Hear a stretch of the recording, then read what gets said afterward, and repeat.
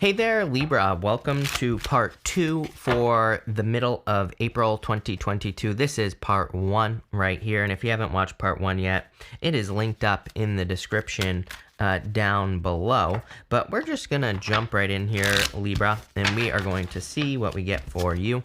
With that Taurus card, you have this retrograde card. It says review on it. We do have a retrograde. You're like the third person that has had this card during these mid-monthlies. So again, we have Mercury retrograde coming up on May 10th. So, you know, wouldn't really, I was talking about May 10th in your first reading as well because of Jupiter entering into Aries. But again, don't quote me on that. I can't remember exactly when Jupiter is entering into Aries. I'm not sure if it's May 10th, but it might be the 15th or something like that. But anyway, I'm having a brain fart today, right? But anyway, the retrograde clearly is going to be happening. We're entering into the shadow period of the retrograde soonish. And depending on when you watch this video, we might already be in the shadow period. So it's like one of those things. I do feel it would be a great time to review this retrograde. Again, you're like the third or fourth sign that has had that card. So to me, it's saying that it's a really good retrograde for reviewing things because, you know, it just seems to be more of a focus where we can go back over things. What I feel we're going back over, though, and especially for you, is you're going back over the fact that you've gained a lot of knowledge, even from negative experiences. So if you've had any negative experiences or any challenges, I feel like you're kind of seeing what you have learned. With the Page of Pentacles, you have the Star. Every single person gets the Star nowadays. I keep saying it's because we have all this energy that's entering into Aquarius. And the Aquarius energy kind of says that we are all becoming our own little star. We are all becoming, you know, maybe not famous, but we all have something to say. We all have something inside of us that could inspire other people as well. And I would say that if you're one of those people who's asking, like, what is my spiritual journey? What should I be doing spiritually? That's what I've been telling everybody, is that spiritually, I think if you want to be more connected spiritually, then doing something that inspires someone else is like literally the easiest thing you could possibly do. And it could be anything. You know, again, I think people need to not discount the things that could inspire other people. It's like maybe sharing your story would be very inspiring to someone. And if you do that, then you're growing spiritually because of the energy that we have right now. Maybe you're starting a business, same thing. Maybe you're going to school and nobody in your family has ever gone to school. It's like you're inspiring your entire family maybe by doing that. So anything that you can do to give hope or inspiration to other people, I think would be a very good idea. With the Three of Pentacles, you have the High Priestess. A lot of mystery right now. You know, the High Priestess has also been showing up a lot. The High Priestess is kind of like a card of mysteries, needing to figure out what is behind her. And the only way to do it is to go behind her. She has the tapestry, you know, normally behind her. And we don't know what's back there. We have to go and explore. We have to be open to seeing what is behind her as well. On top of that, she kind of represents something entering into our awareness, and it could be an opportunity, which it does look like there could be this opportunity at the end that is entering into your life. I would be open to any opportunities that come your way with the High Priestess. With the Three of Swords, you have the Page of Swords. I do feel like someone could be trying to communicate with you from the past. I would be careful of that, again, because it could just be, you know, someone who doesn't want to be alone is kind of the feeling I get, which I don't think is a good reason to be in a relationship in the first place. So I would be careful of anyone who is coming back. I don't normally say this, but again, I do feel like someone kind of has their eye on you. The Page of Swords can be a card of someone spying on you. Again, I usually don't say that because I don't normally feel it. And to me, you know, just like a little dramatic, like I say, but, you know, I feel there could be this like a person who's trying to communicate with you. But again, I would be careful of that energy with the Page of Swords. For others, I do feel exploration, like I said in your first reading, is going to be very important for you. You have the Knight of Wands here, also going this way from the Page of Swords. You have the Chariot. The Page of Swords is kind of like a card of exploration because it represents curiosity, represents needing to be curious. With the Vulture Spirit, you have this Hummingbird Spirit. It says, be here, be now. So it is a card of being present.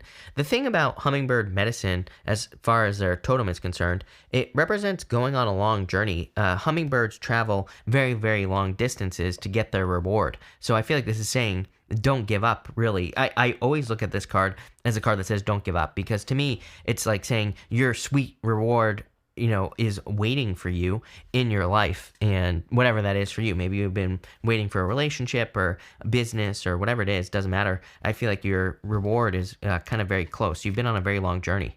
With the Four of Pentacles, you have the Two of Wands. This to me is more talking about the time that we've been in. The Two of Wands, sometimes I feel, the whole story about the guy on the Two of Wands is he's normally standing at the top of a castle, and he feels like he's accomplished everything that he wants to accomplish. He doesn't realize that he has a whole world in his hands. I'm beginning to believe that because of COVID, I feel like it's made us almost, I don't want to say bored. I do feel like it is kind of boring, but at the same time, I feel like it's kind of put us in this trance, And I feel there's really a need for people to break the trance with the Two of Wands. And that's what I feel for you. And I'm not saying you're in a trance or anything like that, but maybe it's time to kind of like push some boundaries. And I'm not talking about breaking any laws or anything like that, but I am talking about like if there's something you want to start or get moving on. Again, I feel like that energy needs to move forward. With the Five of Cups, you have two cards want to pop out here. Three of Pentacles and the Hermit. Again, you have the Three of Pentacles right next to the Three of Pentacles. So Three of Pentacles is a card of quality work and hard work. The Hermit can represent shining your inner light. And like we said right here with the Star card, going in this direction, I definitely feel you need to shine your inner light. Normally the Hermit, he has the star in his lantern that he's holding out in front of him, and it just says like he needs to shine his inner light. He could also use that lantern, normally he's standing at the top of a mountain. He could use that to set himself free. So by inspiring other people, by sharing your wisdom, you could be also setting yourself free with the Hermit. With the Eight of Wands, you have the Ten of Pentacles. Love it. Eight of Wands is something that's happening quickly in your life, just like I said in your first reading, and it could be the Ten of Pentacles. Ten of Pentacles definitely could be money, but really the Ten of Pentacles is everything you desire to have in your life, whatever that is for you. For some people, that's no money, right? Not everybody necessarily wants money. It could just be like you want a family, or maybe you want to start a zoo or something like that. It doesn't matter. Ten of Pentacles is like building or leaving a legacy. It's doing something like much bigger, much more important. And that's really where I feel like the energy in the universe is going in the first place. Like I feel like people in general are going to be more focused on building things that last longer lasting relationships, businesses. It's going to matter more to people, I feel. So for all of you people that say, well, nobody wants a long lasting relationship, again, it's going to be changing. So probably not true. But I feel like people are going to be more focused on kind of doing things that matter. And that's what I feel for you, really, with the Ten of Pentacles. I know that doesn't sound very exciting because Ten of Pentacles is like really good for money and everything. But again, I kind of feel it's more talking about doing things that matter. With the October card and that Archway card, you have July. That's interesting. And you have the Bouquet. It says compliment from an admirer. So if you're looking for love, there could be love coming in for you around that July time frame with that July card, and the bouquet could be, could be the person communicating with you in July. For others, again, I do feel like there could be a lot of benefits in the month of July. July is a really good month, and there could be a lot of abundance coming in for you with that July card. But you have a lot of time frame cards here.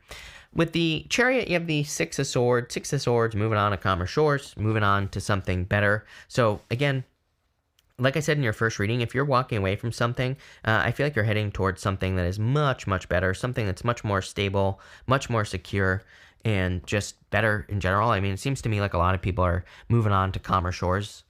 With the Knight of Wands, you have the Sun. Here's the thing, is that this last row is all about like an opportunity that is coming your way in the first reading. And the Sun kind of represents something that shines a light on an opportunity, right? The Sun, sometimes I feel the Sun is very simple. Sometimes I feel it's just something in our life. When we get it in a tarot reading, it's just saying pay attention to something that stands out to you, because there might be an opportunity that comes your way, and maybe the Sun is just shining on it, meaning maybe it just gets you excited. Maybe you just desire to do something with that Knight of Wands and the Sun. So maybe it's more of like a feeling. Maybe it's more just kind of, it looks like something that looks good to you, right? And if there are any opportunities that come in for you like that, I would move towards them. It's probably the Sun saying this is going to work really well for you, whatever it is, especially if it's like a new opportunity, new business, new person, something like that. With the Two of Pentacles, you have the Eight of Pentacles, hard work. Eight of Pentacles is about putting in the work and seeing results. So again, if you're worried with that Two of Pentacles about putting in work into a new opportunity, I wouldn't really worry about it. I feel like you're going to be successful very quickly with this energy. Looks like there's a lot of abundance coming in for you here as well.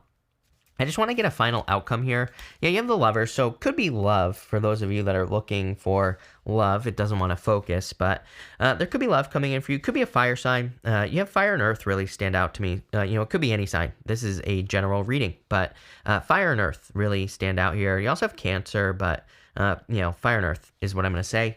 So there could be love coming in. If it's not love, well, I would say even if it is love, for all of you, clearly a new path. Two of Pentacles and Lovers. Lovers is a card called the Crossroads traditionally, and it represents a new opportunity. You have the Two of Cups. There you go. Are you kidding me, Libra? There's clearly a good, positive connection coming in for you. Two of Cups really represents communication as well. So if you're attracting love, if you're wondering like who is this person, or maybe you're dating and you're wondering like which person do I pick. Two of Cups is a card that says communication. Who do you have the better communication with? Who is a better communicator? Plain and simple. Two of Cups, there's no guessing on the positive side of things. It's like a very straightforward person. It's like, have you ever been with a person where you're like, are they really this straightforward, or are they, it almost seems not real? I kind of get that feeling here for you, Libra, where it's like, if you're attracting love, I feel like you're dealing with a person who's like very straightforward, but it seems not real, but it is. It's not that it isn't real. I feel like it's just such a rare thing to find nowadays, a person who kind of speaks their mind truly, right? And who is very open and honest, right? And so I feel like that could be coming in for you. If you're not looking for love, by the way, again, this would be the Star. The Star is like your guiding light. It is your North Star. The Two of Cups is you and your higher self, but it's also something that your heart wants, desires. And there's a lot of desire right here. The Sun, the Knight of Wands. So if you are feeling desires to work on a project, a business, anything like that, I feel like these are desires. And you have the Seven of Wands. Seven of Wands is a card of conviction. It's a card of knowing that you're going to be successful at something.